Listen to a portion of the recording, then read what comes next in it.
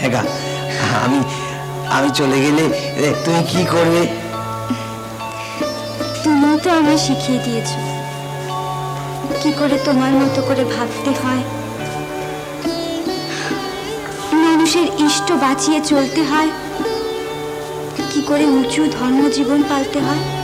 শিখে নিয়েছো তুমি? হ্যাঁ, সব বলি একে একে তাহলে।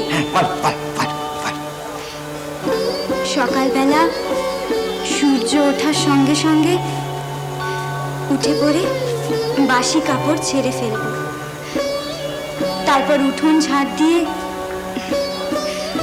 ঘরদোর নিকিয়ে স্নান সেরে ফেলবো, তারপর ঠাকুরের আসন পেতে ঠাকুরকে জল দিয়ে বাড়ির গুরুজনদের প্রণাম করব। বাহ বাহ বাহ বাহ বাহ বাহ, খুব ভালো, খুব ভালো, খুব ভালো। তবে তবে ওই দম দেওয়া পুতুলের মতো সবকিছু করা নয় গো। আসলে আসলে সংসারের মঙ্গল কামনায় ওই মঙ্গলাচরণটাই হলো আসল কথা।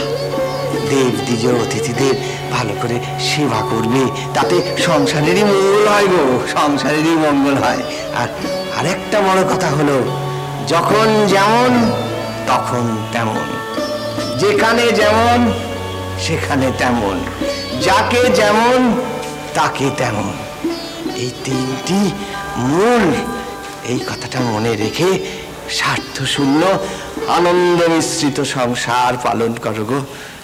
ওটাই ওটাই জীবনের সার গো, ওটাই জীবনের সার।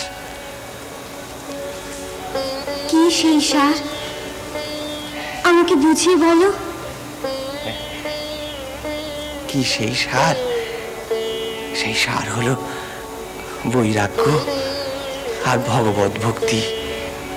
বাকি সব কিছুই মিথ্যে, অনিত্য গো, মিথ্যে, অনিত্য।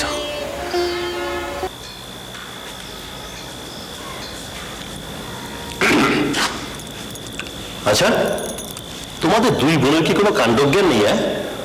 শাউরি হয়ে জামাই মেয়ের ঘরে উঁকি মারছ? না ঠাকুরপো, তাহলে কি? আমরা দেবদেবীর পালা শুনছিলাম। সত্যি গো, আজ আমি বেশ বুঝতে পারছি। কি জানে রে কালী কেমন, কে জানে রে কালী কেমন, সরদর্শনে না পায় দর্শন, কে জানে রে কালী কেমন, কে জানে রে কালী কেমন।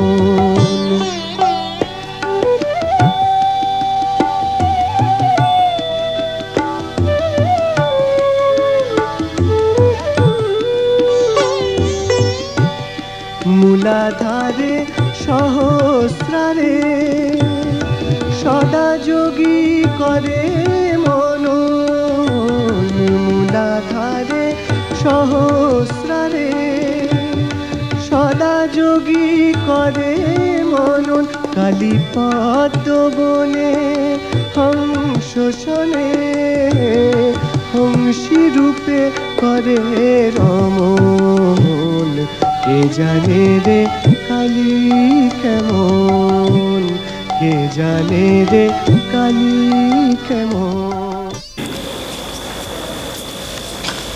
ওরা দুজনাতেই দেব জুটুক, আমরা তাদের নিজের মতো যতই সাজাই না কেন, তারা নিজেদের সাজেই সেজে থাকবে। তুমিও বলছো? দেখো গো, এখানে আমরা তিনজনের বয়সী মানুষ, তাই আড়াল করবার কিছু নেই। এই যে এখন কইলে না, শাশুড়ি হয়ে মেয়ে জামাইয়ের ঘরে আড়ি পাচ্ছিল, সত্যি গো ভারী লাজ খেউরি ব্যবহার। কেন গো দিদি, তুমি তো বললে আমরা দেবদেবীর পালা শুনছিলাম। শুনবো, এ আমাদের ঘরের কথা, বাইরের কেউ কি জানে না জানবে? কিন্তু যত দিন যাবে, যত জানতে চাওয়া বুঝতে চাওয়া আমাদের দিকেই তো আসবে। ঠাকুরপো, জামাইয়ের কথা কইছি না, তার নীলারঙ্গ সব তোলা আছে, কিন্তু আমাদের মেয়ে, তার তো সবে শুরু গো। দেখো বৌঠান, এই যে তুমি নিজের ভেতরে এত খুঁটছো, এই ভাব, এই দশা, এগুলো সামলাতে পারবে তো? কোন ভাববোধের কথা কইছো ঠাকুরপো? বৌঠান, পেটে ধরেছিলে, নারী কেটে জন্ম দিয়েছিলে, তুমি তো মা। সেও তো কথা, কিন্তু ভেবো না আমি সে কথা ভাবিনি। কিন্তু সে ভাবনার কুলো নেই, পারও নেই। অপার বিশ্বেশ্বরীকে যেকালে পেটে ধরেছিল, সেকালে ভাবনার পারাপার কোথায় গো? আমি জানি ঠাকুরপো, আমি জানি গো। বউ, তোমাকে আমি একটা কথা বলি, শোনো। শুনছি। দেখো, তোমার এই তালে তাল দেওয়াটা না কিন্তু আমার মোটেই ভালো লাগছে না। কেন? দেখো, যা হবার তা তো হয়ে গেছে, এবার পৃথিবীর নিয়মে কিছু হতে দাও। পৃথিবীর নিয়ম? বেশ, তাহলে স্বর্গের নিয়মেই হোক, কিন্তু ওদের দুজনকে বেঁধে রেখেছো কেন? একটু ছেড়ে দাও না। কতটা ভগবান, কতটা মানুষ, সেটা ওরা নিজেরা ঠিক করুক।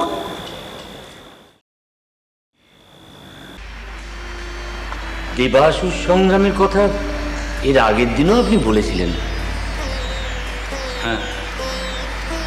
দানবদের প্রাদুর্ভাব নিবন্ধন বিঘ্নের কালে দেবী আবির্ভূত হয়েছিলেন অসুরদের বিনাশের উদ্দেশ্যে। তিনি আবার আসবেনই, কারণ শ্রী শ্রী চণ্ডীতে দেবী আমাদের সেই আশ্বাসই দিয়েছিলেন। আমাদের গদাইয়ের বউ জয়রামবাটির মুখুজ্জেদের মেয়ে। ভট্টাচার্য মশাই, ভট্টাচার্য মশাই, আমি হ্যাঁ, দেবাসুর সংগ্রাম তো এখনো আছে, তাই তো আসতে হয়েছে মাকে। এখন আমাদের কর্তব্য সেই সংগ্রামের ক্ষেত্র, পরিপ্রেক্ষিত এসব ঠিক মতো চিনে নেওয়া। তবেই তো আমরা সশক্তি ভগবানের শক্তি অংশকে গ্রহণ করতে পারব। আদ্যা শক্তি মহামায়া যুগাবতারের সহধর্মিণী হয়ে আসছেন। ভট্টাচার্য মশাই, আমরা কিন্তু কোনোদিন এভাবে ভেবে দেখিনি। কিন্তু ভাবার প্রয়োজন আছে। শ্রীরাম কৃষ্ণ